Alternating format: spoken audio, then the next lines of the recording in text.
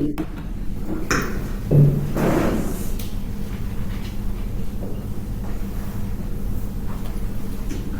Samuel 12-ാം അധ്യായത്തിലേക്ക് കിടക്കാം. ഒന്ന് സാമുവേൽ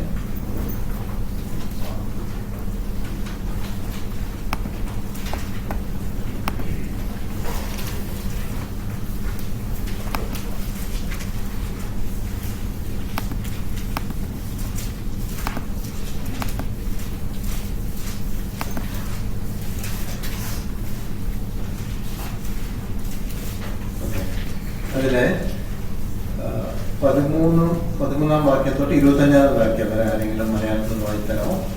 ഒന്ന് സാമുവേൽ 12-ന്റെ 13 തൊട്ട് അവസാനം 25 വരെ. ഇപ്പോൾ ഇതാ, നിങ്ങൾ തിരഞ്ഞെടുത്തവനും ആഗ്രഹിച്ചവനുമായ രാജാവ് യഹോവ നിങ്ങൾക്ക് ഒരു രാജാവിനെ കൽപ്പിച്ചാക്കിയിരിക്കുന്നു. നിങ്ങൾ യഹോവയുടെ കൽപ്പനയെ മറക്കാതെ യഹോവയെ ഭയപ്പെട്ട് അവനെ സേവിച്ചവന്റെ വാക്കനുസരിക്കുകയും നിങ്ങളും നിങ്ങളെ വാഴുന്ന രാജാവും നിങ്ങളുടെ ദൈവമായ യഹോവയോട് ചേർന്നിരിക്കുകയും ചെയ്താൽ കൊള്ളാം. എന്നാൽ നിങ്ങൾ യഹോവയുടെ വാക്കനുസരിക്കാതെ യഹോവയുടെ കൽപ്പനയെ മറത്താൽ യഹോവയുടെ കൈ നിങ്ങളുടെ പിതാക്കന്മാർക്ക് വിരോധമായിരിക്കുന്നത് പോലെ നിങ്ങൾക്കും വിരോധമായിരിക്കും. ആകയാൽ ഇപ്പോൾ നിന്ന് യഹോവ നിങ്ങൾ കാണുക ചെയ്യുവാൻ പോകുന്ന ഈ വലിയ കാര്യം കണ്ടുകൊള്ളുവിൻ. ഇത് ഗോതമ്പ് കൊയ്ത്തിന്റെ കാലമല്ലോ. ഞാൻ യഹോവയോട് അപേക്ഷിക്കും, അവൻ ഇടിയും മഴയും അയക്കും. നിങ്ങൾ ഒരു രാജാവിനെ ചോദിക്കുകയാൽ യഹോവയോട് ചെയ്ത ദോഷം എത്ര വലിയതെന്ന് നിങ്ങൾ അതിനാൽ കണ്ടറിയും. അങ്ങനെ ശൗമേൽ യഹോവയോട് അപേക്ഷിച്ചു. യഹോവ അന്ന് ഇടിയും മഴയും അയച്ചു. ജനമെല്ലാം യഹോവയെയും ശമൂവേലിനെയും ഏറ്റവും ഭയപ്പെട്ടു. ജനമെല്ലാം ശമൂവേലിനോട്, അടിയങ്ങൾക്ക് വേണ്ടി നിന്റെ ദൈവമായ യഹോവയോട് പ്രാർത്ഥിക്കണമേ, ഞങ്ങൾ മരിച്ചു പോകരുതേ. ഒരു രാജാവിനെ അപേക്ഷിച്ചതിൽ ഞങ്ങളുടെ സകല പാപങ്ങളോടും ഞങ്ങൾ ഈ ഒരു ദോഷവും കൂട്ടിയിരിക്കുന്നു എന്ന് പറഞ്ഞു. ശമൂവേൽ ജനത്തോട് പറഞ്ഞത്, ഭയപ്പെടാതിരിക്കുവിൻ, നിങ്ങൾ ഈ ദോഷമൊക്കെയും ചെയ്തിരിക്കുന്നു. എങ്കിലും യഹോവയെ വിട്ടുമാറാതെ പൂർണ്ണഹൃദയത്തോടെ യഹോവയെ സേവിക്കുവിൻ. വിട്ടുമാറി ഉപകാരമില്ലാത്തവയും രക്ഷിക്കാൻ കഴിയാത്തവയുമായ മിഥ്യാമൂർത്തികളോട് നിങ്ങൾ ചേരരുത്. അവ മിഥ്യാവസ്തു തന്നെയല്ലോ. യഹോവ തന്റെ മഹത്വമായ നാമനിമിത്തം തന്റെ ജനത്തെ കൈവിടുകയില്ല. നിങ്ങളെ തന്റെ ജനമാക്കിക്കൊള്ളുവാൻ യഹോവയ്ക്ക് ഇഷ്ടം തോന്നിയിരിക്കുന്നു. ഞാനോ നിങ്ങൾക്ക് വേണ്ടി ഇരുന്നതിനാൽ യഹോവയോട് പാപം ചെയ്യുവാൻ ഇടവരരുത്. ഞാൻ നിങ്ങൾക്ക് നല്ലതും ചൊവ്വുള്ളതുമായ വഴി ഉപദേശിക്കും. യഹോവയെ ഭയപ്പെട്ട് പൂർണ്ണ ഹൃദയത്തോടും പരമാർത്ഥതയോടും കൂടെ സേവിക്കുക മാത്രം ചെയ്യുവിൻ. അവൻ നിങ്ങൾക്ക് എത്ര കാലം എത്ര വലിയ കാര്യം ചെയ്തിരിക്കുന്നു എന്നോർത്തുകൊള്ളുവിൻ. എന്നാൽ നിങ്ങൾ ഇനിയും ദോഷം ചെയ്താൽ നിങ്ങളും നിങ്ങളുടെ രാജാവും നശിച്ചു പോകും. ഇവിടെ ശമൂവേൽ പ്രവാചകൻ ഇസ്രായേലിന്റെ ന്യായാധിപതിയായിരുന്ന സമയത്ത് ന്യായാധിപന്മാരുടെ കാലം അങ്ങേ പോയിക്കൊണ്ടിരിക്കുമ്പോൾ ഇവർ ചെയ്ത ഒരു വലിയ തെറ്റ് ദൈവം ചൂണ്ടിക്കാണിക്കുന്നത്, ശമൂവേൽ പ്രവാചകനോട് ചൂണ്ടിക്കാണിക്കുന്നത്, ഇവര് ഒരു രാജാവിനെ ചോദിച്ചു. ന്യായാധിപന്മാർ ദൈവം നിയോഗിച്ച ന്യായാധിപന്മാർ ഉണ്ടായിരുന്ന കാലങ്ങളിൽ ആ സമയത്ത് അവർ പരാജയപ്പെട്ടു. ആ ന്യായാധിപന്മാർ ശരിയായ വല്ലാതെ വരുന്ന സമയത്ത് ഈ ജനങ്ങൾക്ക് വേറൊരു നിവൃത്തിയില്ലാതെ ദൈവത്തോട് അപേക്ഷിച്ച ഒരു തെറ്റാണ് ഇവിടെ ശമൂവേൽ പ്രവാചകൻ എടുത്ത് ചൂണ്ടിക്കാണിക്കുന്നതായിട്ട് നമുക്ക് കാണാൻ സാധിക്കും. അതിന്റെ പശ്ചാത്തലം നമ്മൾ 1 ശമൂവേൽ 8-ാം അധ്യായത്തിലെ ചില വാക്യങ്ങൾ വായിക്കുമ്പോൾ നമുക്കറിയാം. 1 ശമൂവേൽ 8-ന്റെ 5 തൊട്ട് 3 വാക്യം, 5, 6, 7 വാക്യം. 1 ശമൂവേൽ 8-ന്റെ 5, 6, 7. അവനോട്, നീ വൃദ്ധനായിരിക്കുന്നു, നിന്റെ പുത്രന്മാർ നിന്റെ വഴിയിൽ നടക്കുന്നില്ല. ആകയാൽ സകല ജാതികൾക്കും ഉള്ളതുപോലെ ഞങ്ങളെ ഭരിക്കേണ്ടതിന് ഞങ്ങൾക്കൊരു രാജാവിനെ നിയമിച്ചു തരണമെന്ന് പറഞ്ഞു. ഞങ്ങളെ ഭരിക്കേണ്ടതിന് രാജാവിനെ തരണമെന്ന് അവർ പറഞ്ഞ കാര്യം ശമൂവേലിന് അനിഷ്ടമായി. ശമൂവേൽ യഹോവയോട് പ്രാർത്ഥിച്ചു. യഹോവ ശമൂവേലിനോട് അരുളിച്ചെന്നാൽ, ജനം നിന്നോട് പറയുന്ന സകലത്തിലും അവരുടെ അപേക്ഷ കേൾക്കുക. അവർ നിന്നെയല്ല ഞാൻ അവരെ ഭരിക്കാത്തവണ്ണം എന്നെയാണ് ത്യജിച്ചിരിക്കുന്നത്. ജനം നിനക്ക് ചോദിക്കുന്നതൊക്കെ, അവർ ചോദിക്കുന്നതൊക്കെ നീ അവർക്ക് കൊടുക്കുക. അവർ നിന്നെയല്ല, എന്നെയാണ് ത്യജിച്ചു കളഞ്ഞത്. ദൈവം നിയമിച്ച വഴിയിൽ നിന്ന് അവര് വേറൊരു വഴി ചോദിച്ചപ്പോൾ കർത്താവ് അത് വളരെ സങ്കടപ്പെട്ട് എന്നെ അവർ തള്ളിക്കളഞ്ഞു. സാമുവേൽ പ്രവാചകനെ സംബന്ധിച്ച് സാമുവേൽ പ്രവാചകന്റെ മക്കൾ ശരിയായ വഴിയിൽ അവരടുത്ത് ചുമതല എടുക്കേണ്ടി വന്നു. അവിടെ 8-ാം അധ്യായത്തിൽ കാണുന്നത് അവരൊന്ന് യഹൂദ നേതാക്കന്മാരും അവർ അവിടെ പറയുക, 3-ാം വാക്യത്തിൽ 8:3 പറയാം, അവർ അവന്റെ പുത്രന്മാർ അവന്റെ വഴിയിൽ നടക്കാതെ ദുരാഗ്രഹികളായി കൈക്കൂലി വാങ്ങി ന്യായം മറച്ചു വന്നു. അത് കഴിഞ്ഞിട്ട് ആകയാൽ ഇസ്രായേൽ മൂപ്പന്മാർ എല്ലാവരും ഒന്നിച്ചുകൂടി രാമായിൽ ശമൂവേലിന്റെ അടുക്കൽ വന്ന് അവനോട്, നീ വൃദ്ധനായിരിക്കുന്നു, നിന്റെ പുത്രന്മാർ നിന്റെ വഴിയിൽ നടക്കുന്നില്ല. അപ്പോൾ സാമുവേൽ പ്രവാചകന്റെ കാലം കഴിഞ്ഞിട്ട് അവരുടെ മക്കൾ ന്യായാധിപന്മാരായി തീരേണ്ട സമയത്ത് അവര് കൈകൂലിയും ദൈവത്തിന്റെ ഇഷ്ടമല്ല അനുസരിച്ച് നടക്കാതെ വന്നപ്പോഴാ അവിടെ ഒരു ക്രൈസിസ്, അവിടെ ഒരു പ്രയാസമാണ്. ജനങ്ങൾക്ക് വേറെ ആരെ നോക്കാനില്ല. അപ്പൊ ജനങ്ങൾക്ക് ഒരു നിവൃത്തി ഇല്ലാത്ത സമയത്ത് ജനങ്ങൾ നോക്കി, ലോകം ചുറ്റി നോക്കിയപ്പോൾ ലോകത്തിലെല്ലാം രാജാക്കന്മാരുണ്ട്. ഇനി നമുക്ക് കൂടെ അതായിക്കൂടെ, നമ്മളെ നയിക്കാൻ ഒരാളായിക്കോട്ടെ എന്ന് അവർ ചിന്തിച്ചു പോയി. മക്കളെ, ഞാനിവിടെ വായിച്ചപ്പോൾ എന്റെ മനസ്സിൽ ഓടി വന്ന ഒരു ചിന്ത, ദൈവം ഏൽപ്പിച്ച വഴികളെന്ന് ദൈവമക്കൾ വിചരിച്ച് വഴിക്ക് തട്ടി മാറിപ്പോകുമ്പോൾ,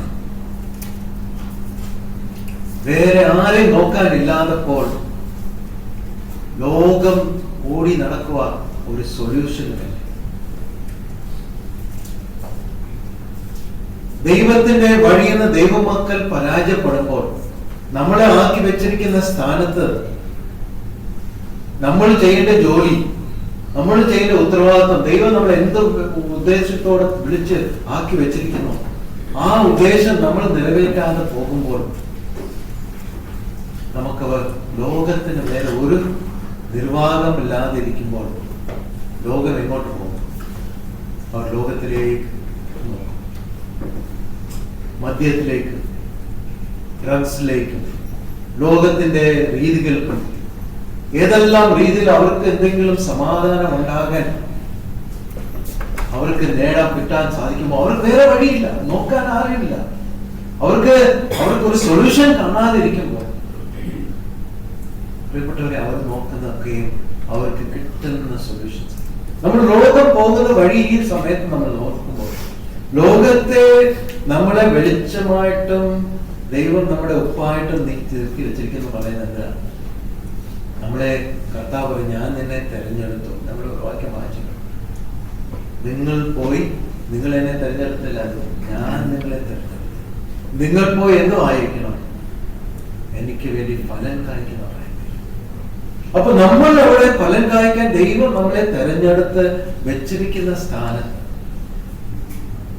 ഈ പ്രവാചകന്റെ മക്കൾ അവിടെ ലോകം കണ്ട വഴിയിൽ പോയി നഷ്ടം, അവര് കോംപ്രമൈസ് ചെയ്തതുപോലെ ആയി തീർന്നപ്പോൾ ആ ജനങ്ങൾക്ക് വേറെ ഒരു വഴിയുമില്ല. അവർ നോക്കിയത് മാനുഷികമായിട്ടുള്ള സൊല്യൂഷൻസ്, ലോകത്തിൽ കാണാൻ പറ്റുന്ന ഏതെങ്കിലും സൊല്യൂഷൻസ്. അതാ ഒരു സൊല്യൂഷൻ. ഒരു രാജാവിനെ അവരെ കുറ്റം പറഞ്ഞിട്ട് എന്തെങ്കിലും കാര്യമുണ്ട്. പക്ഷെ അത് ദൈവത്തിന് വളരെ പ്രയാസമാണ്. സാമുവേൽ പ്രവാചകന്റെ മക്കൾ പരാജയപ്പെട്ട് ഈ ജനങ്ങൾ വേറെ ഒന്ന് ചോദിക്കാൻ പറഞ്ഞു, ഞങ്ങൾക്ക് വേറെ ഒരു ന്യായാധിപന വേണ്ടി ഞങ്ങൾക്ക് തരാൻ ദൈവത്തോട് പ്രാർത്ഥിക്കുക, അല്ലെങ്കിൽ വേറെ ആരെയും ആക്കി വെക്കാൻ ദൈവത്തോട് പ്രാർത്ഥിക്കുക എന്ന് പറഞ്ഞായിരുന്നെങ്കിൽ അവര് കുറെ കൂടെ മെച്ചമായി തീർന്നെ. ബട്ട് ലോകത്തിന്റെ സൊല്യൂഷനിലേക്ക് അവർ പോയത്. ഇതാണ് അവർക്ക് വന്ന ഏറ്റവും വലിയ തെറ്റ് എന്ന് നമുക്ക് കാണാൻ സാധിക്കും. അപ്പൊ ഞാൻ ഒരു പോയിന്റ് ഇമ്പോർട്ടന്റ് ആയിട്ട് ഞാൻ ഇവിടെ എടുത്ത് കാണിക്കുന്നത്, നമ്മൾ പരാജയപ്പെടുമ്പോൾ ലോകം നമ്മളിൽ എന്നെ കൊണ്ട് എന്റെ സ്ഥലത്ത് എന്നെ ഇവിടെ താമസിപ്പിക്കാൻ, എന്നെ ഇവിടെ ഒരു ജോലി ചെയ്യിപ്പിക്കാൻ, എന്നെ ഇവിടെ ഒരു വെളിച്ചമായിട്ട്, എന്നെ ഒരു ദൈവത്തിന്റെ അംബാസിഡറായിട്ട്, ദൈവത്തിന്റെ ഒരു ശിഷ്യനായിട്ട്, ദൈവത്തിന്റെ ഒരു വെളിച്ചമായിട്ട് എന്നെ ഒരു സ്ഥാനത്താക്കി വെച്ചിട്ടുണ്ടെങ്കിൽ, പ്രിയപ്പെട്ടവരെ, ഞാൻ ആ വെളിച്ചം പ്രകാശിപ്പിച്ചില്ലെങ്കിൽ അവർ നോക്കുന്ന, അവർക്ക് വേറെ വെളിച്ചമില്ല, അവർക്ക് അറിയത്തില്ല. ബട്ട് ഇസ്രായേൽ ജനങ്ങൾക്ക് ഒരു ഉത്തരവാദിത്വം ഉണ്ടായിരുന്നു, അവർ ദൈവം ഉണ്ടെന്ന് അവർക്ക് അറിയാമോ? ബട്ട് നമ്മളുടെ അടുത്തോ നമ്മളുടെ ചുറ്റിലുള്ള ദൈവത്തെ അറിയാത്ത ജനങ്ങള് അവരുടെ വേറെ വഴിയും അവർ വേറെ സംവിധാനങ്ങളും വേറെ വഴികൾക്കും അവർക്ക് സന്തോഷം സമാധാനവും അവർ ഒരു നിവൃത്തിയില്ലാതെ ചിലപ്പോൾ തൂങ്ങി മരിക്കുകയും കൊല്ലുകയും ചെയ്യുന്ന സാഹചര്യം വന്നാൽ ആരാ ഉത്തരവാദി? ആരാ ഉത്തരവാദി?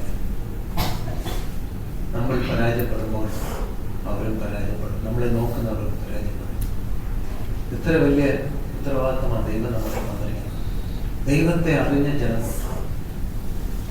അവിടെ നമ്മൾ കാണുന്നത് സമയത്ത് പറഞ്ഞ് വളരെ ദുഃഖിച്ച്, അയ്യോ ഇതാണല്ലോ അവർ ചോദിച്ചത്. അപ്പൊ ദൈവം പറഞ്ഞത് എന്നെ അവർ തള്ളിയാക്കാൻ. നമ്മൾ തന്നെ നമ്മുടെ ദൈവമക്കൾക്ക് തന്നെ നമ്മൾ തമ്മിൽ നമ്മുടെ ബലഹീനരായിരിക്കുന്ന ആരെങ്കിലും ഉണ്ടെങ്കിലും നമ്മളെ വിശ്വാസത്തിന്റെ ആരംഭം ചുവട് വെച്ച് വരുന്നവരെ, ആ മുതിർന്ന സഹോദരന്മാർ അവർക്കൊരു മാതൃകയായിട്ടില്ലാതെ എല്ലായിരിക്കുമ്പോഴും, അവരെ താങ്ങാതിരിക്കുമ്പോഴും, അവർക്കൊരു കൈതാങ്ങ് തരാതെ, അവരെ പ്രാർത്ഥനയിൽ വഹിക്കാതിരിക്കുമ്പോഴും, ഇതൊക്കെ നമ്മുടെ ഉത്തരവാദിത്തമാണ് നഷ്ടപ്പെട്ടു പോകുമ്പോൾ, അവർ വീണു പോകുമ്പോഴും കൂടെ നമ്മൾക്കുള്ള പരാജയമുണ്ട്. ദൈവത്തിന്റെ വഴിയിൽ നിന്ന് ദൈവമാക്കി വെച്ചിരിക്കുന്ന ബെസ്റ്റ് വഴി നമ്മൾ സൊല്യൂഷൻസ് നോക്കാതെ പോകുമ്പോൾ, പ്രിയപ്പെട്ടവരെ, അത് ദൈവത്തെ തള്ളി പറയുക, ദൈവത്തെ വേണ്ട. ഒരു രീതിയിൽ നമ്മളിൽ തന്നെ, നമ്മളുടെ ജീവിതത്തിൽ തന്നെ നമ്മൾ കർത്താവിനെ ആശ്രയിക്കാത്തതുകൊണ്ട് തന്നെ, കർത്താവിനോട് മുറുകെ പിടിക്കാത്തതുകൊണ്ട് തന്നെയാണ് നമുക്ക് അവർക്ക് വേണ്ടി ഒരു മാതൃകയായിട്ട് ഈ സാമുവേൽ പ്രവാചകന്റെ മക്കള് ദൈവത്തെ മുറുകെ പിടിക്കാത്തതുകൊണ്ട് വന്ന പരാജയമാണ് ആ രാജ്യത്തിന്റെ പരാജയം. എത്രയോ നമ്മൾ കാണുന്നത്, എത്രയോ മിഷണറീസ് നമ്മൾ പലരും കേൾക്കുകയും ചെയ്തിട്ടുണ്ട്. അവരെല്ലാം അവർ ദൈവം ഏൽപ്പിച്ചിരിക്കുന്ന ഈ നിയോഗം. കഴിഞ്ഞ ദിവസം നമ്മൾ ഡോക്ടർ ഫിലിപ്പ് ജോണിന്റെ ടെസ്റ്റിമണി കേട്ടപ്പോൾ ആ ദൈവം ആ വ്യക്തിയെ അത്രയും പഠിത്തവും എല്ലാം കൊടുത്തിട്ടും ഒരു ഡോക്ടറിന്റെ എന്നുള്ള രീതിയിൽ ഏറ്റവും ഉന്നത നിലയിലേക്ക് ആക്കി തീർന്നിട്ടും ലോകമായിട്ടുള്ള കാര്യങ്ങളിലേക്ക് തിരിഞ്ഞു നോക്കാതെ, കർത്താവെ നീ എന്തോ എന്റെ ജീവിതത്തെ കുറിച്ച് ആഗ്രഹിക്കുന്നു ദൈവത്തോട് ചോദിച്ച്, ദൈവത്തിന്റെ നിയോഗം മനസ്സിലാക്കി, ദൈവത്തിന്റെ പ്ലാൻ മനസ്സിലാക്കി ചെയ്യാൻ മുതിർന്നുകൊണ്ടാണ് ആ ഒറീസ പ്രദേശങ്ങളിൽ ഈ വ്യക്തി സഹോദരന്മാർക്ക് അതേപോലെ വേറെ ചില പ്രിയപ്പെട്ടവർ അതേപോലെ ദൈവത്തെ അനുസരിച്ച് വന്നപ്പോൾ ആ പ്രദേശങ്ങളിൽ നമ്മൾ കണ്ടല്ലോ അനുഗ്രഹിക്കപ്പെട്ട ശുശ്രൂഷ, അനുഗ്രഹിക്കപ്പെട്ട രീതിയിൽ അവിടെ പലരും ദൈവത്തെ അറിയാതെ വിഗ്രഹങ്ങളെ ആരാധിച്ച്, ദൈവമില്ലാന്ന് പറഞ്ഞ് പല ശക്തികളെയും ആരാധിച്ചു വന്ന ജനക്കൂട്ടം പലരും കർത്താവിന്റെ വഴിയിലേക്ക് ഒരു ചില കർത്താവിന്റെ വിളി, കർത്താവ് അവരെ കുറിച്ചുള്ള വിളി മനസ്സിലാക്കി വന്നപ്പോൾ വന്ന വ്യത്യാസം. അതേസമയം ഇവരോട് പോയിരുന്നില്ലെങ്കിലോ ആ ജനക്കൂട്ടം അന്ധകാരത്തിൽ തന്നെ. ഞാൻ കഴിഞ്ഞ ദിവസം സൗത്ത് കൊറിയയിൽ നടന്ന ചില ആ കാര്യങ്ങൾ ഞാൻ ചുമ്മാ യാഥാർത്ഥ്യമായിട്ട് കണ്ടപ്പോൾ ഞാൻ 7,50,000 പേര് ഒരു സഹോദരന്റെ അനുസരണം മുഖാന്തരം, എനിക്ക് വിശ്വസിക്കാൻ പറ്റില്ല. 7,50,000 പേർ അല്ലെങ്കിൽ തെറ്റിപ്പോയതാണ്, പൂജകളിലുള്ള തെറ്റിപ്പോയത്. വീണ്ടും നോക്കി 7,50,000 പേര് ഒരു സഭയെ തന്നെ പല ഭാഗങ്ങളിലായിട്ടാണ് ദൈവത്തെ അറിഞ്ഞ് ദൈവത്തെ ആരാധിച്ചു പോകുന്ന ഒരു വ്യക്തിയോട് അനുസരണം. ആ ഒരു വ്യക്തി മാത്രമല്ല, ആ വ്യക്തി പിന്നെയും പലരെയും വളർത്തിക്കൊണ്ടു. ആ വ്യക്തികളെ ഓരോരുത്തർ വളർന്നു വന്നപ്പോൾ അവർ ദൈവത്തിന്റെ വിളി അനുസരിച്ചപ്പോൾ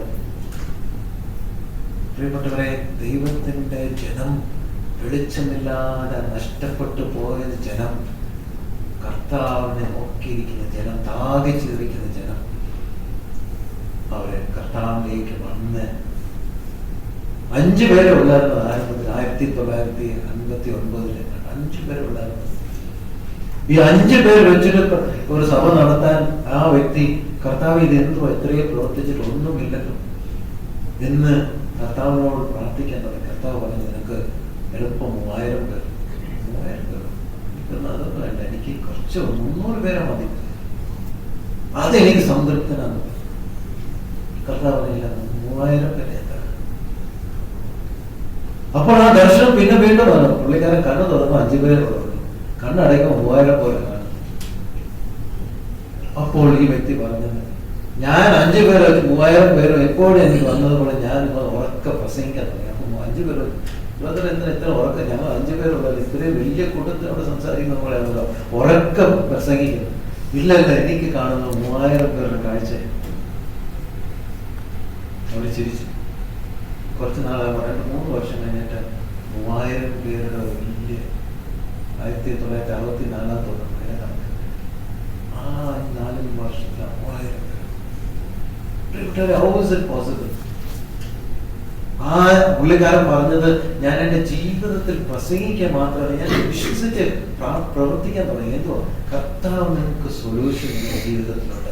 നിങ്ങൾക്ക് നിങ്ങളുടെ ആവശ്യങ്ങൾക്കെല്ലാം നിനക്ക് സൊല്യൂഷൻസ് കർത്താവ് തരും എന്ന് ഇത് പ്രാക്ടിക്കലായിട്ട് കർത്താവ് അവർക്ക് വേണ്ടി വിശ്വാസം എക്സസൈസ് ചെയ്യാൻ തുടങ്ങിയതാണ്. പ്രാർത്ഥിക്കാൻ തുടങ്ങി. അവരുടെ പ്രശ്നങ്ങൾക്ക് വേണ്ടി പ്രാർത്ഥിക്കാൻ തുടങ്ങി. അവരുടെ പ്രശ്നങ്ങൾക്ക് വേണ്ടി കർത്താവ് മതിയെന്നൊന്ന് പ്രാക്ടിക്കലായിട്ട് അവരോട് പോകാൻ തുടങ്ങി. അപ്പോൾ ജനങ്ങൾ മാറാൻ തുടങ്ങി. ജനങ്ങൾക്ക് വ്യത്യാസം മാറി. അപ്പൊ നമ്മൾ അവിടെ ഇരുന്നാൽ പോരാ, പ്രസംഗിച്ച് നിന്നാൽ പോരാ, നമ്മൾ ജീവിതത്തിൽ നമ്മൾ കാണിക്കണം. ഇവരവിടെ ശമൂവേൽ പ്രവാചകന്റെ മക്കളുടെ കോംപ്രമൈസ് ചെയ്തു. കിട്ടിയ നേട്ടങ്ങളെല്ലാം സ്വന്തമാക്കി. ഭൗതികമായിട്ട് കിട്ടിയ ദിവ്യാഗ്നികളായി അവർക്ക് സ്വന്തം ലാഭം, മാനുഷികമായിട്ട് ലാഭം നോക്കി വന്നപ്പോൾ ജനങ്ങൾ കണ്ട് ഇവര് ശരിയായ രീതിയിലല്ലോ പോകുന്നത്. നമ്മൾ ദൈവത്തിന്റെ നിയോഗം നമ്മളെ കുറിച്ച് എന്തുവാണെന്ന് ചോദിച്ച് ദൈവത്തെ അനുസരിക്കുന്നവരായി നമ്മൾ മാറിത്തീരുന്നു. പ്രിയപ്പെട്ടവർ, നമുക്ക് ഒത്തിരി കാര്യങ്ങൾ ദൈവം നമ്മളെ കുറിച്ച് ദൈവം വെച്ചിട്ടുണ്ട്. ഒരു പൗലോസ് അപ്പോസ്തലൻ ആ കർത്താവിന്റെ വിരോധമായിട്ട് പ്രവർത്തിച്ച ജനക്കൂട്ടത്തിന്, കർത്താവിന്റെ മക്കളെ വിരോധിച്ച് അവരെ നശിപ്പിച്ച് അവരെ കാരാഗ്രഹത്തിലാക്കി അവരെ ഏതെല്ലാം രീതിയിൽ ഉപദ്രവിക്കാൻ നടന്ന ഒരു വ്യക്തിയെ അറിവില്ലായ്മ പൗലോസ് തന്നെ പറഞ്ഞു, അറിവില്ലായ്മ ഞാൻ ചെയ്തു. കർത്താവ് അവനിൽ കണ്ടത് ഒരു സിൻസിയറിറ്റി. അവൻ അറിഞ്ഞ അറിവിനകത്ത് ഒരു ഓണസ്റ്റി ഉണ്ടായിരുന്നു. അറിവില്ലായ്മ ചെയ്ത് അവൻ വിശ്വസിച്ചത് ശരിയെന്ന് മനസ്സിലാക്കി അതിൽ അവൻ പൂർണ്ണമായിട്ട് അവന്റെ ജീവിതത്തെയും അവന്റെ എഫേർട്ടും എല്ലാം കേന്ദ്രീകരിച്ചു. അറിഞ്ഞാൽ പിന്നെ വ്യക്തി അതിനെക്കാട്ടും സത്യം മനസ്സിലാക്കിയപ്പോൾ അവനെ അതിന്റെ വിശ്വസ്തനായി ജീവിച്ചു.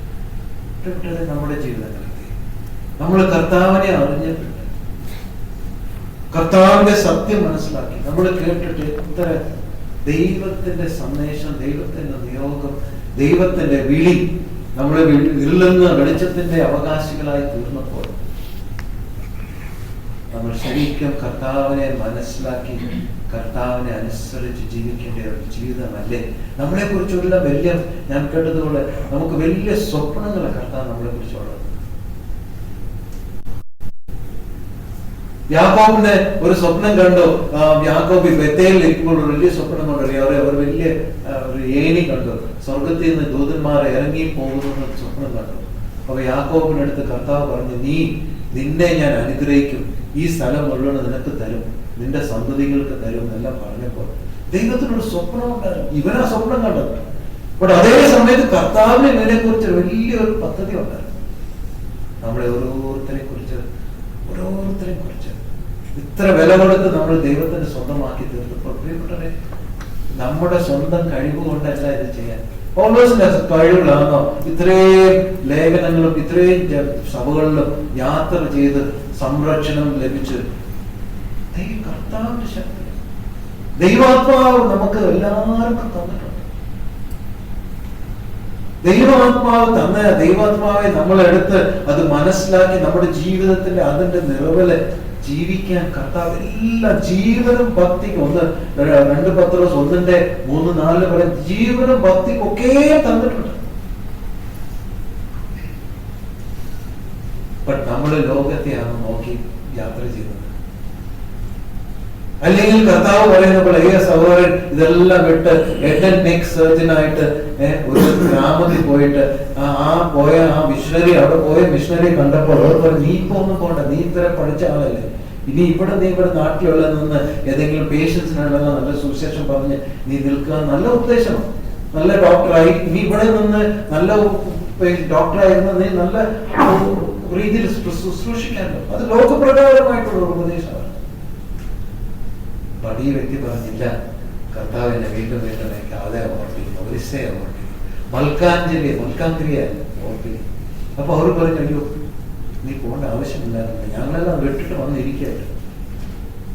ദൈവം അയച്ചപ്പോൾ ദൈവത്തിന്റെ വിളി കേട്ടു. ആ വിളി കേട്ടപ്പോൾ അവിടെ ചില ജനക്കൂട്ടം രക്ഷപ്പെട്ടു.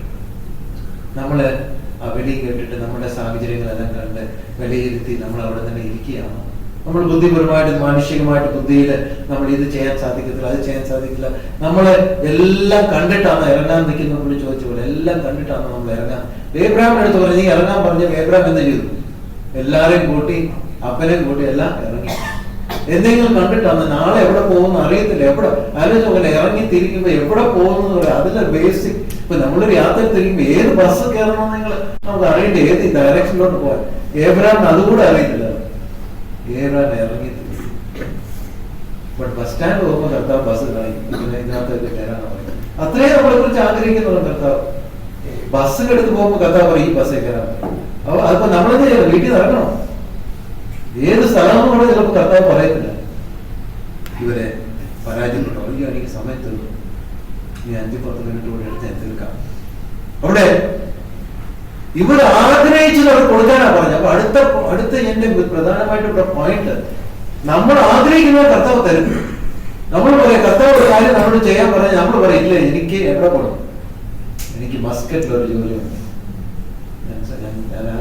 മസ്കറ്റിലോ അറേബ്യയിലോ പോയത് കളിയാക്കരുത്. എനിക്ക് മസ്കറ്റില് ഒരു ജോലിയുണ്ട്, അല്ലെങ്കിൽ എനിക്ക് അവിടെ ഒരു ജോലിയുണ്ട്, അത് കുറച്ചുകൂടെ മെച്ചമായിട്ടൊരു ജോലി. നീ നിർബന്ധിച്ച് ചോദിച്ചാൽ കർത്താവ് എന്ന് പറയും, എടുത്തോന്ന് പറയും. ബാലാമൻ കർത്താവ് കഴിഞ്ഞ ആഴ്ച രാഹുൽ പറഞ്ഞു കേട്ടല്ലോ, ബാലാമിന്റെ അടുത്ത് പറഞ്ഞ് നീ ബാലാക്കൊന്ന് ബാലാമിനെ വിളിച്ചു അല്ലേ? നമ്മൾക്ക് എല്ലാവർക്കും ഓർമ്മയുണ്ടല്ലോ. ബാലാക്ക് രാജാവ്, ബാലാം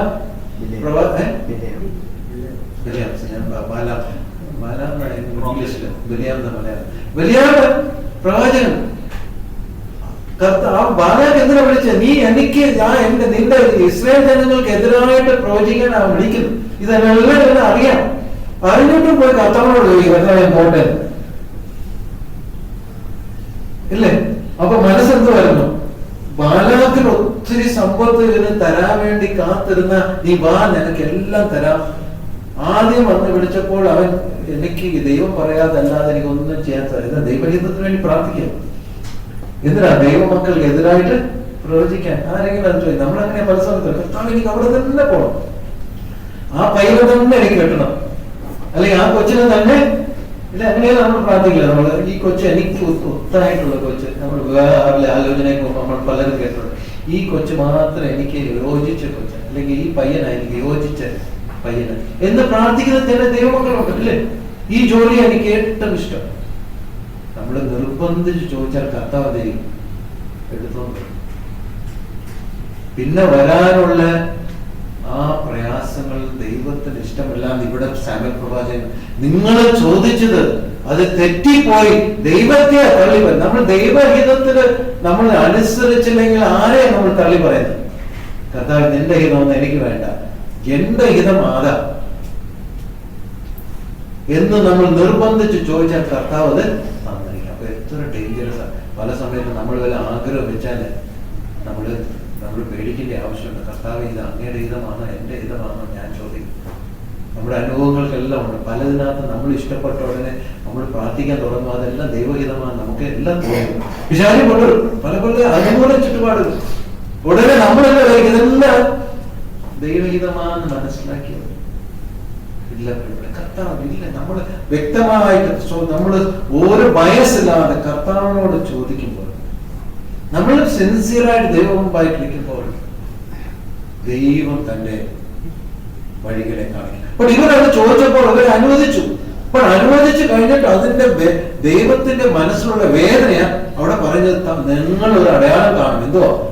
മഴയും ഇടിയും നിങ്ങൾ കാണും. ദൈവം നിങ്ങൾക്ക് വിരോധമായിട്ട് നിങ്ങൾ ചോദിച്ചതിന്റെ അടയാളമാണ്. അവിടെ വലിയ മഴയും ഇടിയും വന്നപ്പോൾ ഇവർ പേടിച്ചു പോയി. ഇവർ പേടിച്ചു പോയിട്ട് അയ്യോ ഞങ്ങൾക്ക് വേണ്ടി പ്രാർത്ഥിക്കണമേ നിലവിളിച്ചു. എന്നാ അവര് ദൈവം അപ്പോഴേ ദൈവത്തിന്റെ ക്രോധം ശരിക്കും കണ്ടത്. അപ്പൊ ദൈവത്തിന്റെ ഹിതം തള്ളിപ്പറഞ്ഞ് നമ്മൾ ഓരോ കാര്യങ്ങളും നിർബന്ധിച്ച് ചോദിക്കുമ്പോൾ ദൈവം തരുകയും ചെയ്യും. അപ്പൊ ദൈവത്തിന്റെ ക്രോധം കൂടെ അതിന്റെ പുറയില് ഇസ്രായേലിനെ നമ്മൾ ചോദിച്ച്, ഞങ്ങൾക്ക് ഈ മാംസവും ഒന്നും കഴിക്കാതെ ഈ മന്ന മാത്രം, ദൈവത്തിന് സ്വർഗത്തിൽ നിന്ന് മന്ന കഴിച്ചപ്പോ അവരെന്താ പറഞ്ഞു? ഞങ്ങൾക്ക് ഇസ്രായേലിൽ എന്തെല്ലാം കഴിച്ചിട്ട്, ഉള്ളി, വെളുത്തുള്ളി, ക്യൂക്കമ്പർ, പിന്നെ മച്ചിലി, മീന്, മീറ്റ് എല്ലാം കിട്ടി, ആകാരം എല്ലാം വെറൈറ്റീസാണ്. ഞങ്ങൾ ഈ മന്ന മാത്രം കഴിച്ച് ഞങ്ങൾക്കിത് മടുത്തു. ഈ ജനങ്ങൾക്കാരെ ചോദിക്കാമല്ലോ, കർത്താവ് ഞങ്ങൾക്ക് ഇച്ചിരി വെറൈറ്റി ആയിട്ട് ഒന്ന് തരണമേന്ന് ചോദിച്ചാൽ കർത്താവ് വെറൈറ്റി തന്നെ. ബട്ട് അവർ കംപ്ലൈന്റ് ആ ചെയ്തു ദൈവത്തോട്. മോശമെടുത്തപ്പോൾ എന്ത് ചെയ്തു? പൊറുക്കുക ചെയ്തു. ഇതാ പ്രശ്നം. നമ്മൾ കർത്താവിനോട് വേണ്ടി നമ്മൾ ചോദിച്ചാൽ പിന്നെ കർത്താവ് അങ്ങയുടെ ഹിതം പോലെ ചെയ്യുന്ന പറയുന്നത് ഏറ്റവും ബെസ്റ്റ് പറയാം.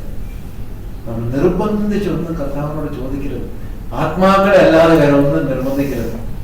ആത്മാക്കൾക്ക് ദൈവം നമ്മൾ ആത്മാക്കളെ കുറിച്ച് നമ്മൾ ചോദിക്കുമ്പോൾ പിശാച് കൂടെ ഏറെ മല്ലപിടിക്കും അത് തരാതിരിക്കാൻ.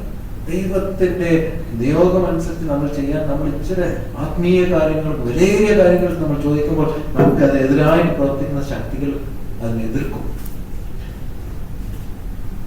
ആഹാരവും ഉടുപ്പും ജോലിയും അടുപ്പം കിട്ടും. എന്തുവാ? അത് പിശാചിന്റെ ഇഷ്ടമാണ്. അത് അതിനകത്ത് വലിയ മല്ലൊന്നും പിടിക്കേണ്ട ആവശ്യമില്ല. അത് എളുപ്പം തന്നെ. അപ്പോൾ ആത്മീയ കാര്യങ്ങൾക്ക് നമ്മൾ കർത്താവിന് വേണ്ടി പ്രയോജനപ്പെടുന്നവരെ കൂടുതൽ നമ്മളെ അവൻ തടസ്സമായിട്ട് നിൽക്കും. അപ്പോ ഇവിടെ നമ്മൾ സംഭവിച്ചത്, ഈ ജനക്കൂട്ടം അവിടെ പരാജയപ്പെട്ടപ്പോൾ ദൈവം അവരെ നമ്മുടെ ജീവിതങ്ങളിൽ നമുക്ക് പരിശോധിക്കാം. അവര് ആ മാംസം തന്നപ്പോൾ ദൈവം അവർക്ക് മാംസം തന്നു അല്ലേ? പിന്നെ എന്ത് ചെയ്തു? മോശെ പറഞ്ഞു, നിങ്ങൾക്ക് ഇന്ന് മാത്രമല്ല, ഇന്നും ഉച്ചയ്ക്ക് രാവിലെ വൈകിട്ടും എല്ലാം ഈ മാംസം കഴിച്ച് അവർ കുറച്ച് ദിവസം അത് പറ്റി അവർക്ക് ഛർദ്ദിക്കാൻ തുടങ്ങി. കഴിച്ച് മതിയായി.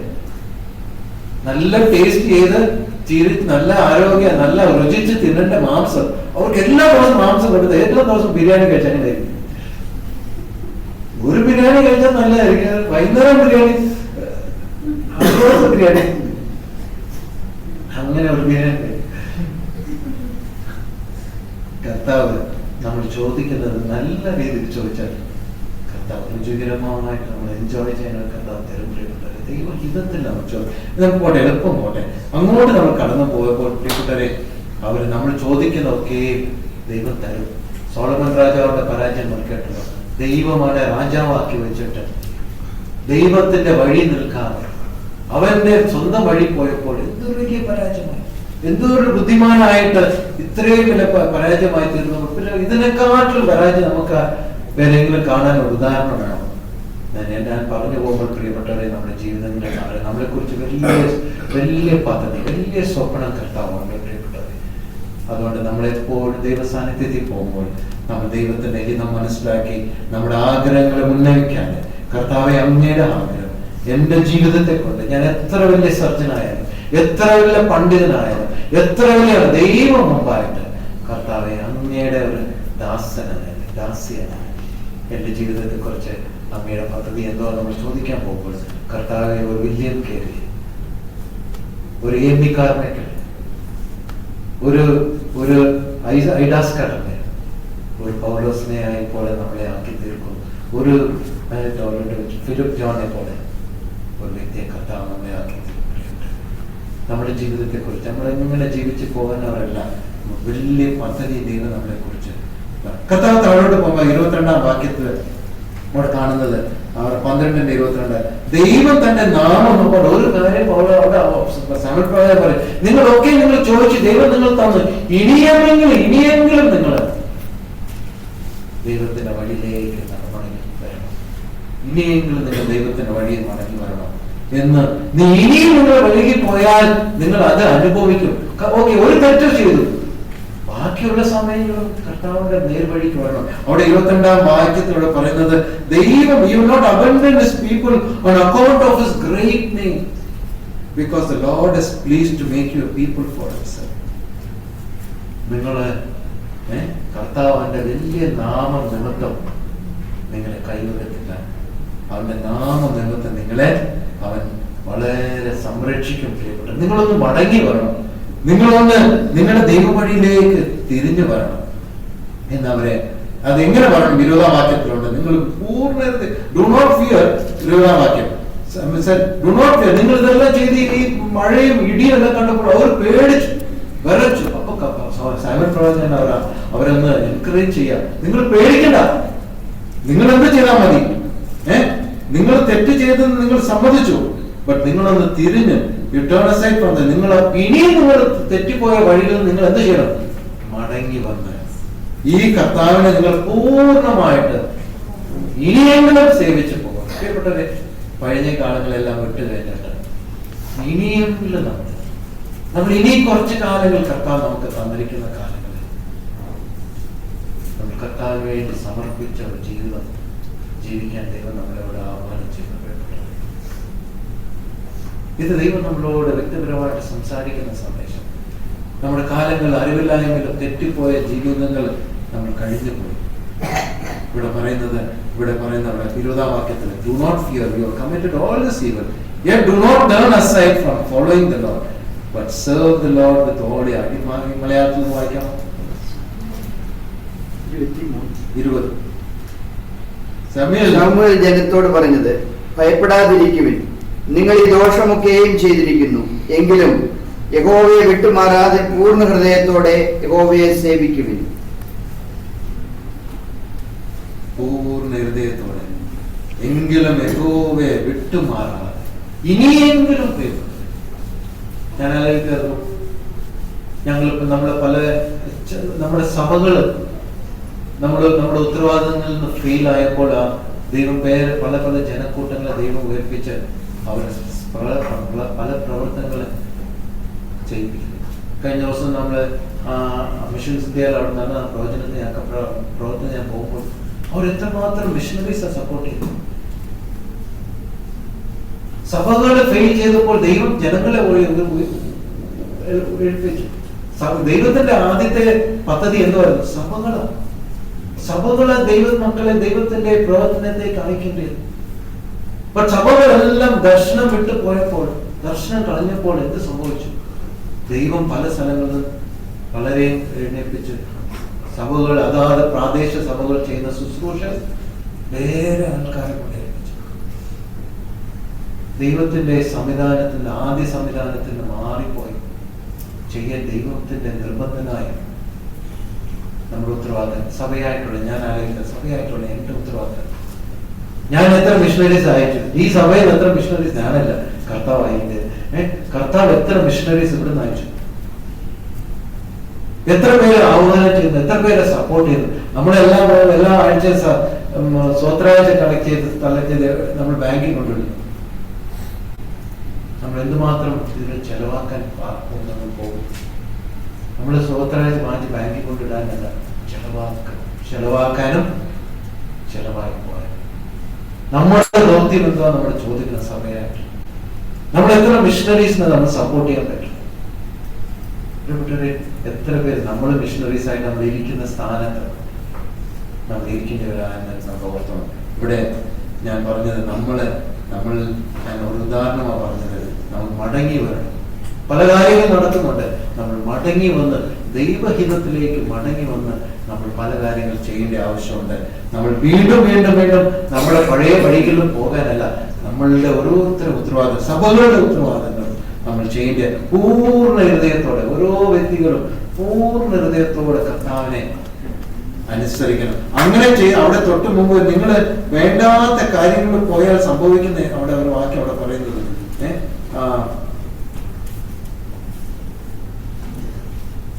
21 വാക്യം ഉണ്ടെന്ന് വായിക്കാമുള്ളത്. വിട്ടുമാറി ഉപകാരമില്ലാത്തവയും രക്ഷിക്കുവാൻ കഴിയാത്തവയുമായ മിഥ്യാമൂർത്തികളോട് നിങ്ങൾ ചേരരുത്. വിട്ടുമാറി ഉപകാരമില്ലാത്ത ഒരു പ്രയോജനമില്ലാത്ത കാര്യത്തിലേക്ക് നമ്മൾ പോകരുത്. ദൈവത്തിന്റെ വഴി വരുന്നത് ഏറ്റവും പ്രയോജനമുള്ള വഴി. ആ വഴിക്കാണ് നമ്മൾ പോകേണ്ടത്. നമ്മൾ മടങ്ങി വരാം, നമ്മുടെ ദൈവത്തിന്റെ വഴിയിലേക്ക് നിൽക്കാം. ലോകത്തിന്റെ വഴിയിലേക്ക് നമ്മൾ പോകരുത്. സെക്കൻഡ് ബെസ്റ്റ് അല്ല, ഫസ്റ്റ് ദൈവത്തിന്റെ പ്രമാണം മനസ്സിലാക്കി പോവാം. പിന്നെ സാമുവേൽ പ്രവാചകൻ പറയും, ഞാൻ നിങ്ങൾക്ക് വേണ്ടി പ്രാർത്ഥിച്ചില്ലെങ്കിൽ പാപം ചെയ്യും. നമുക്ക് എന്തൊരു റെസ്പോൺസിബിലിറ്റിയാണ് നമുക്കുള്ളത്. നമ്മളുടെ വീട്ടിലെ കാര്യങ്ങൾ, നമ്മളുടെ കാര്യങ്ങൾ വേണ്ടി മാത്രമാണ് പ്രാർത്ഥിക്കേണ്ടത്. പൗലോസ് പറയുന്നത്, ഞാൻ നിങ്ങൾക്ക് രാവും പകലും എല്ലാ സഭകൾക്കും എഴുതുമ്പോൾ പൗലോസ് പറയുന്നത്, ഞാൻ നിങ്ങൾക്ക് ഒക്കെയും പ്രാർത്ഥന. ഞാൻ ആലോചിക്കും, ഇത്രയും പേർക്ക് പ്രാർത്ഥിക്കാൻ പൗലോസിന് എത്ര സമയം വേണം? ഒരു ദൈവഭക്തൻ പറയുന്നതിന് 5 മണിക്കൂറാണ് പ്രാർത്ഥിക്കുന്നത്. അത്രയും. അപ്പൊ എന്തിനാ ഇത്രയും പ്രാർത്ഥിക്കുന്നത്? ഇത്രയും ഞങ്ങൾക്ക് 10 മിനിറ്റ് പ്രാർത്ഥിക്കാനുള്ള മാറ്റർ ഇല്ല. 15 മിനിറ്റ് പ്രാർത്ഥിക്കാനുള്ള എന്തോ പ്രാർത്ഥിക്കാൻ അറിയത്തില്ല. ഈ മനുഷ്യന് 5 മണിക്കൂർ പ്രാർത്ഥിച്ചാൽ എനിക്ക് എന്തെങ്കിലും ഇത്രയും ശുശ്രൂഷകൾ ചെയ്യാൻ എനിക്ക് സാധിക്കും. നമ്മൾ 1/2 മണിക്കൂർ പ്രാർത്ഥിച്ചാൽ നമുക്ക് പിന്നെ പ്രാർത്ഥിക്കാനില്ല. ബിക്കോസ് നമ്മൾ നമ്മുടെ കാര്യങ്ങൾ മാത്രം പ്രാർത്ഥിച്ച് നമ്മുടെ ആവശ്യപ്പെട്ട നമ്മുടെ പ്രാർത്ഥനകൾ ആലോചിച്ച് നോക്കണം. ഒത്തിരി കാര്യങ്ങൾ നമ്മളെ ഏൽപ്പിച്ചിട്ടുണ്ട്, ഒത്തിരി ഉത്തരവാദിത്തം. ഈ മനുഷ്യൻ എത്ര പേർക്ക് പ്രാർത്ഥിച്ചു, എത്ര പേർക്ക് വേണ്ടി പ്രാർത്ഥിച്ചു. നമ്മൾ നമ്മുടെ കാര്യത്തിനല്ല, നമ്മുടെ കാര്യം ദൈവം നോക്കിക്കോളും. നമ്മൾ മറ്റവർക്ക് വേണ്ടി പ്രാർത്ഥിക്കാൻ തുടങ്ങുമ്പോൾ നമ്മുടെ കാര്യം തന്നെ നടക്കും. ദൈവത്തിന്റെ രാജ്യം, ദൈവത്തിന്റെ മനസ്സിൽ കിടക്കുന്ന ഉന്നത നിലയിൽ കിടക്കുന്ന ആ കാര്യത്തിന് വേണ്ടി നമ്മൾ പ്രാർത്ഥിക്കാൻ തുടങ്ങണം. ദൈവം നമ്മുടെ കാര്യങ്ങൾ നടത്തും.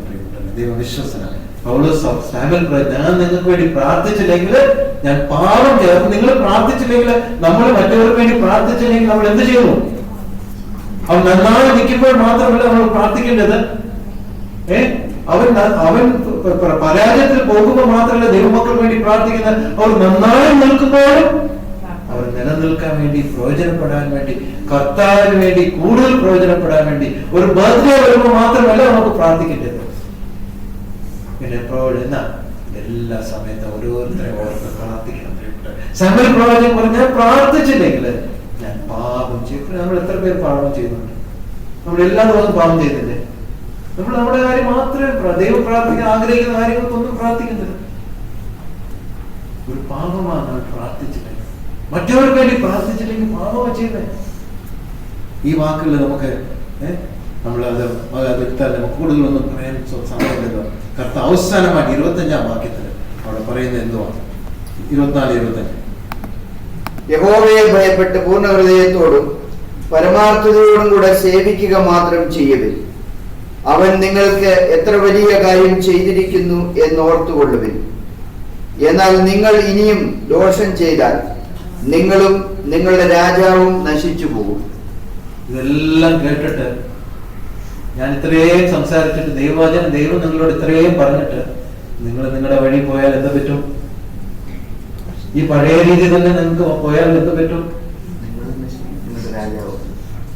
നിങ്ങളെല്ലാം നശിച്ചു.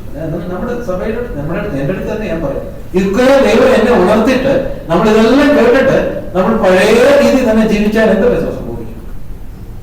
നമ്മൾ ദൈവം നമ്മളെ ഒന്നും ഇല്ലാതെ എന്തൊരു ഉത്തരവാദിത്വം, എന്തൊരു സന്ദേശമാണ്. എന്തോ ചെയ്യണം? കർത്താവ് നിങ്ങൾക്ക് എത്ര വലിയ കാര്യങ്ങൾ ചെയ്തത് നിങ്ങളൊന്ന് ഓർക്കണം. പ്രിയപ്പെട്ടവരെ, നമ്മുടെ ജീവിതങ്ങൾ നമ്മൾ ആരാധിക്കാൻ വരുമ്പോൾ കേട്ടതല്ലേ, കർത്താവ് എത്ര വലിയ കാര്യങ്ങൾ നമുക്ക് ചെയ്തത്, എത്ര വലിയ കാര്യങ്ങൾ ചെയ്യാനാണ് കാത്തിരിക്കുന്നത്. എത്ര പേര് നമ്മളെ നോക്കുന്നു. പ്രിയപ്പെട്ടവരെ, നമ്മളെ നോക്കി നമ്മളുടെ ജീവിതത്തിൽ നിന്ന് സൊല്യൂഷൻസ്, അവർക്ക് അവരുടെ പ്രശ്നങ്ങൾക്ക് അതിന്റെ ഒരു ആൻസർ നമ്മുടെ ജീവിതത്തിൽ നോക്കുമ്പോൾ നമ്മളവിടെ പരാജയപ്പെട്ടിരുന്ന പിന്നെ എങ്ങനെ അവർക്ക് സൊല്യൂഷൻ കൊടുക്കാൻ പറ്റും? നമ്മളെ വെളിച്ചമായിട്ട് വെച്ചിരിക്കുമ്പോൾ, നമ്മളതിനെ അണിഞ്ഞൊരുക്കുമ്പോൾ, നമ്മളതിന് വെളിച്ചം കൊടുക്കാതിരുന്നാൽ എങ്ങനെ ആ ജനക്കൂട്ടം ദൈവത്തെ അറിയും? പ്രിയപ്പെട്ടവരെ, നമ്മൾ ദൈവത്തിന്റെ വഴിയിലേക്ക് മടങ്ങി വരാം. സാമുവേൽ പ്രവാചകൻ ഞങ്ങളോട് പറയുന്നത്, നിങ്ങൾ മടങ്ങി വരിക, നിങ്ങൾ ദൈവത്തെ മാത്രം ഭയപ്പെടുക, നിങ്ങൾ പൂർണ്ണ ഹൃദയത്തോടെ ദൈവത്തെ അനുസരിക്കുക, സേവിക്കുക. അങ്ങനെ വരുമ്പോൾ നിങ്ങളും നിങ്ങളെ കേൾക്കുന്നവരും രക്ഷപ്പെടും. പൗലോസ് തിമോഥെയോസിന്റെ അടുത്ത് പറയുമ്പോൾ ഒരു വാക്യം പറയും. 1 തിമോഥെയോസ് 4:16 മാത്രം ഒന്ന് വായിക്കാൻ പോകണം. 1 തിമോഥെയോസ് 4:16. നീ നിന്നാൽ നീയും നിന്നെയും നിന്നെ കേൾക്കുന്നവരെയും നീ രക്ഷപ്പെടും. കിട്ടിയവരാരെയും വായിക്കാൻ പറ്റുമോ? നിന്നെ തന്നെയും ഉപദേശത്തെയും സൂക്ഷിച്ചുകൊള്ളുക, ഇതിൽ ഉറച്ചു നിൽക്കുക. അങ്ങനെ ചെയ്താൽ നീ നിന്നെയും നിന്റെ പ്രസംഗം കേൾക്കുന്നവരെയും രക്ഷിക്കും. നീ ഉറച്ചു നിൽക്കുക. അങ്ങനെ ആയിരിക്കുമ്പോൾ നീ നിന്നെയും നിന്നെ കേൾക്കുന്നവരെ നീ രക്ഷിക്കും. പ്രിയപ്പെട്ടവരെ, നമ്മൾ ഉറച്ചു നിന്നില്ലെങ്കിൽ നമ്മളെയും നമ്മളെ കേൾക്കുന്നവരും രക്ഷപ്പെടാതെ പോകും. ദൈവം നമ്മളെ സഹായിക്കുമാറട്ടെ. ഇനി അപ്പുറം പോകാൻ ഒട്ടും സമയമില്ല. ദൈവം നമ്മളെ സഹായിക്കുമാറട്ടെ. ഈ സന്ദേശം നമ്മൾ കേട്ട് നമ്മൾ ഉത്തരവാദിത്വമാറാകട്ടെ. ജീവിക്കാൻ ദൈവം നമ്മളെ ഇടയാക്കുമാറാകട്ടെ. കർത്താവെ, ഞങ്ങൾക്ക് തന്നെ ഈ ആലോചനയ്ക്ക് വേണ്ടി സ്തുതിക്കുന്നു. ഞാൻ വളരെ ഉത്തരവാദിത്വമുള്ള ഒരു ജീവിതമാണ് ഞങ്ങളെക്കുറിച്ച് ആഗ്രഹിച്ചിരിക്കുന്നത്. അത് നിർവഹിക്കാനുള്ള കൃപ പരിശുദ്ധാത്മാവിനെ ഞങ്ങൾക്ക് തന്നിട്ടുണ്ട്. ഞങ്ങളെ സഹായിക്കാനും ഞങ്ങളെ വെളിപ്പെടുത്താനും ഇവിടെ അങ്ങയുടെ ഹിതം മനസ്സിലാക്കിക്കൊണ്ട് കർത്താവെ, ഞങ്ങൾ ഉത്തരവാദിത്വ ബോധത്തോടെ ഞങ്ങളായിരിക്കുന്ന കർത്താവെ വെച്ചിരിക്കുന്ന സ്ഥാനത്ത് അങ്ങ് പറയുന്നത് കേട്ട് കർത്താവെ അനുസരിച്ച് ജീവിക്കാനുള്ള വലിയ ഉത്തരവാദിത്വം ഞങ്ങൾക്ക് തന്നിട്ടുണ്ട്. ഞങ്ങൾ പരാജയപ്പെട്ട, ഞങ്ങളെ ചുറ്റിലും ഞങ്ങളെ നോക്കിയിരിക്കുന്നവർ ലോകത്തിന്റെ വഴികളിലേക്ക് പോകുമ്പോൾ ഞങ്ങൾക്കത് ചെയ്യും. ഞങ്ങളെ കാവൽക്കാരനായിട്ട് വെച്ചിരിക്കുമ്പോൾ ഞങ്ങൾ പരാജയപ്പെട്ടാൽ കർത്താവ് അവന്റെ രക്തം ഞങ്ങളോട് ചോദിക്കുന്ന എസെക്കിയേലിനടുത്ത് ആ പ്രവാചകൻ മുഖാന്തരം ഞങ്ങളെ ഓർപ്പിച്ച സത്യങ്ങൾ ഞങ്ങൾ ഓർക്കുന്നു. ഞങ്ങളോട് ചോദിക്കും. വളരെ ഉത്തരവാദിത്വ ബോധത്തോടെ, വളരെ കർത്താവെ അത് ചെയ്യാൻ ഞങ്ങൾ അനുസരിക്കുന്നവരായിട്ട് വരും ദിവസം ഇന്ന് തൊട്ട് ഈ നിമിഷം തൊട്ട് അവരെ കർത്താവിനെ അനുസരിക്കുന്നവരായിട്ട് ജീവിക്കാൻ, ഭയഭക്തിയോട് ജീവിക്കാൻ ഞങ്ങളെ ഓരോരുത്തരും ഇടയാക്കണമേ എന്ന് പ്രാർത്ഥിക്കുന്നു. കർത്താവെ, പ്രാർത്ഥന കേൾക്കണമേ. ഉത്തരവ് നൽകുന്നതിന് വേണ്ടി സ്തുതിക്കുന്നു. സഭയായി ഞങ്ങളെ അനുഗ്രഹിക്കണമേ. ഞങ്ങളുടെ സഭയായി ചെയ്യേണ്ട ഉത്തരവാദിത്തം ചെയ്യാൻ ഞങ്ങളെ ബലപ്പെടുത്തണമേ എന്ന് പ്രാർത്ഥിക്കുന്നു. Thank you lord. മൗത്തം എടുക്കണമേ. യേശു കർത്താവിന്റെ നാമത്തിൽ സ്തോത്രത്തോടെ അപേക്ഷിക്കുന്ന പിതാവേ.